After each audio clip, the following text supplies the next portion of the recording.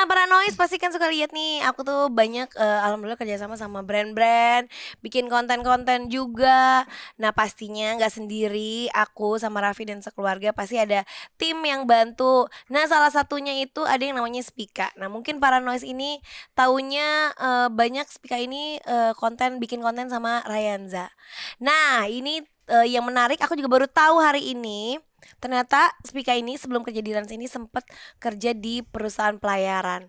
Jadi mungkin dia pernah belayar kah atau gimana? Nah, katanya juga, ini aku juga baru tahu fun fact bahwa katanya Spika itu pengen banget kerja di Rans, sampai juga akhirnya kerja di Rans. Nah, nanti kita ngobrol-ngobrol sama Spika. Tapi mohon maaf sebelumnya, ini kalau biasanya suara aku serak, hari ini mata aku yang rada picek.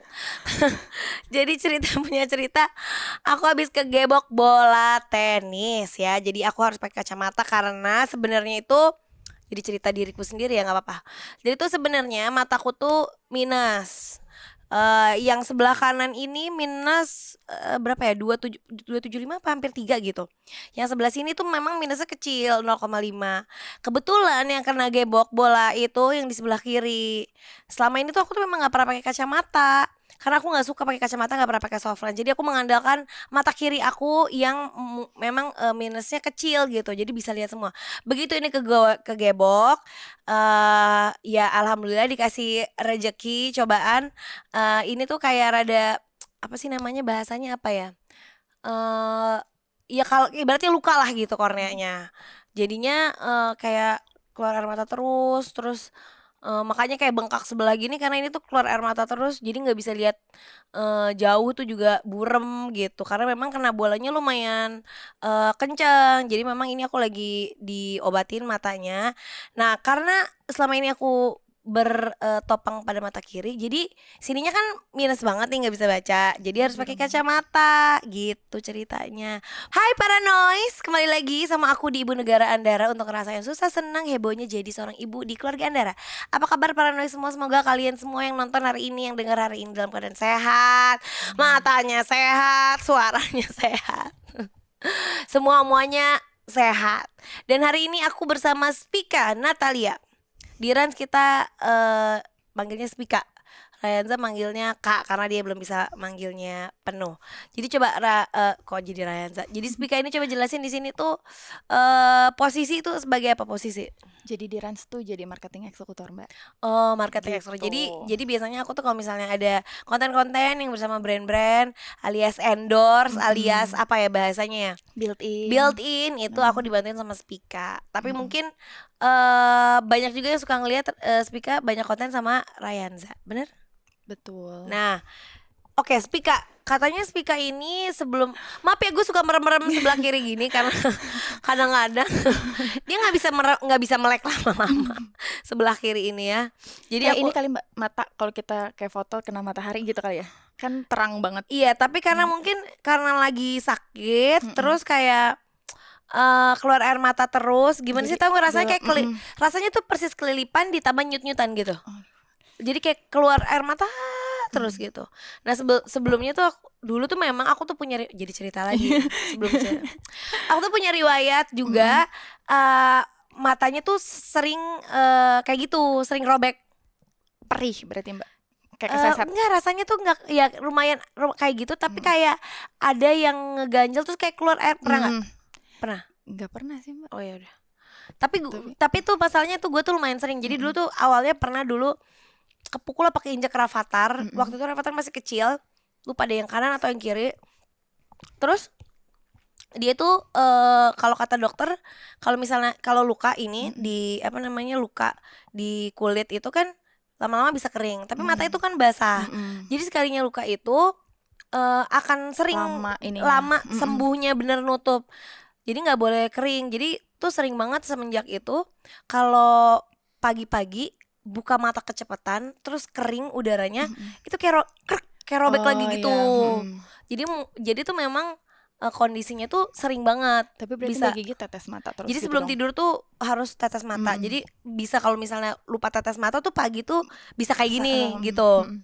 Ya, jadi tuh aku tuh memang lumayan sering dulunya tuh kena urusan mata. Sampai Mm-mm. waktu itu tuh sempat kata dokter ya udah kalau nggak apa emang harus dioperasi aja gitu Lasik, karena di lasik bukan Mbak. lasik. Oh Dulu bukan. lasik pernah dulu Oh, waktu 2009. Kok jadi cerita perjalanan mata gue ya? jadi Jadi ngobrol 2009 itu awal kuliah itu minus dan silinder tuh parah banget parah. gue. Parah banget sampai tapi gue tuh nggak suka pakai kacamata, nggak suka Mm-mm. pakai soft Mm-mm. lens. Jadi sampai di tahap kalau ke sekolah atau ke kampus lupa bawa kacamata Mm-mm. pulang karena nggak ada gunanya. Mm-mm. Jadi 2009 itu sempat dilasik. Terus alhamdulillah mendingan, Mm-mm. tapi ya katanya memang kalau misalnya memang ibaratnya kita kan matanya sehat terus itu apa namanya nggak dijaga lah Mm-mm. ibaratnya gitu kan, nonton sembarangan, Mm-mm. gelap-gelapan nonton, baca sambil jalan kayak Mm-mm. gitu-gitu, itu bisa minus lagi gitulah alhamdulillah. Mm-mm. Jadi buat paranoid semua yang matanya dalam keadaan sehat tolong dijaga baik-baik ya. Iya ternyata mata itu kadang-kadang tuh kan kita tuh alhamdulillah yang bisa melihat itu kadang-kadang suka take it for granted. Mm-mm. Ternyata kadang-kadang kita terlalu banyak ina itu kesehatan ini kesehatan itu, yang indera yang penting itu tuh kadang-kadang ya kayak aku nih cerita lagi yang lain ya. Indra suara aku juga akhirnya kan kena gitu jadinya. Ada katanya ada kayak benjolan nodul gitu. Jadi memang kadang-kadang yang kayaknya apa namanya mungkin di take it for granted gitu alias kayak ya udah gitu aja tuh ternyata ya kalau nggak dijaga dengan baik ya bisa aja juga ada masalahnya gitu. Kayak kemarin kan kita terlalu fokus sama COVID, fokusnya sama penyakit yang lebih menyeramkan. Taunya kenanya di mata, terus kenanya di pita Pita suara suara. gitu lah. Jadi buat paranoid semua yang sehat ya dijaga baik-baik, jangan sampai kayak aku gitu. Oke, Spika, Iya Mbak. sebelum kerja di sini kerja di mana? Sebenarnya aku pernah kerja di stasiun TV Mbak. Jadi dari magang sampai lulus itu langsung di stasiun TV. Oh gitu. Terus habis Di mana itu tuh? Berapa lama? di Net TV Mbak. Habis itu pas setelah di Net baru pindah ke perusahaan pelayaran. Kenapa di pelayaran? Nggak tahu juga ya Mbak. Kenapa ya? Maksudnya Diterima. tiba-tiba ada offering gitu. Oh gitu. Jadi AE di sana. Oh jadi dikira lu berlayar nggak? Tapi sering ke kapal Mbak.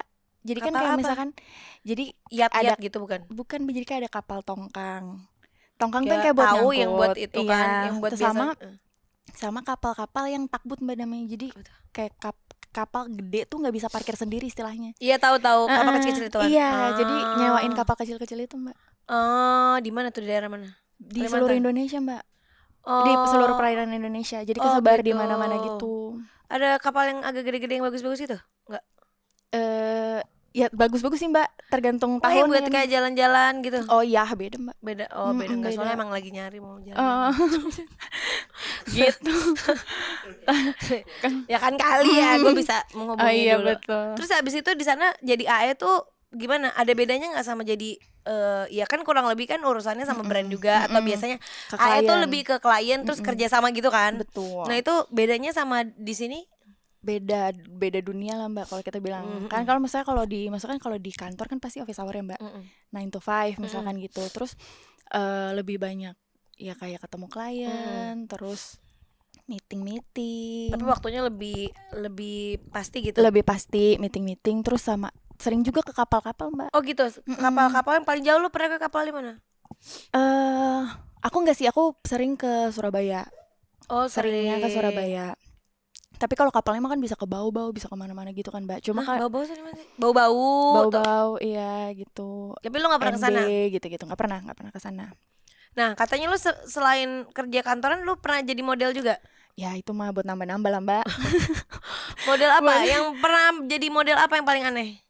Yang aneh. Mungkin apa gitu, mungkin pemutih ketek atau apa ada sih, gitu. Mbak. Nggak yang aneh-aneh kebetulan. Lu paling dapatnya lumayan gak sih? Jangan-jangan apa lebih gede dari jadi model daripada kerja kantoran? Sebenarnya karena dia kan hitungan kayak sehari gitu Mbak. Maksudnya kan kayak photoshoot 1 hari gitu Mbak. Nah itu ya untuk hitungan 1 hari ya besar gitu. Oh gitu, lumayan. Ya karena kan hitungan kayak komersial gitu kan Mbak. Lumayan. Terus Tapi tergantung brandnya juga Mbak. Terus kenapa lo nggak fokus aja? Gak masalah, aku anaknya nggak gambling gitu Mbak, nggak berani gambling. Jadi kan kalau itu kan kadang ada kurang gitu. Misalkan lagi ya mungkin sebulan lagi ada, tapi kan mungkin nggak tahu nanti sebulan lagi lagi ada apa enggak. Iya benar.